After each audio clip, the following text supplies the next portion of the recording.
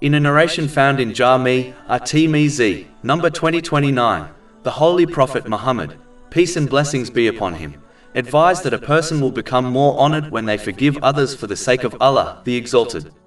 This occurs as the one who forgives others will be forgiven by Allah, the Exalted, which by definition causes their honor to increase. Chapter 24 and Nur, verse 22. And let them pardon and overlook. Would you not like that Allah should forgive you?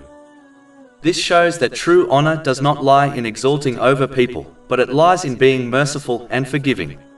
Simply put, if one desires to be forgiven for their mistakes, they should forgive others.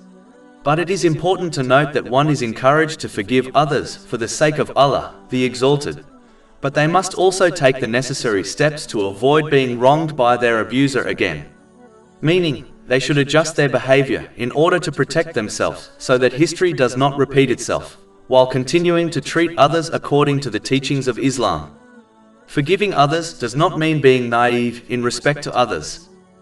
Over 400 free ebooks, audiobooks, infographics, podcasts and blogs available on our website, www.shaykhpod.com.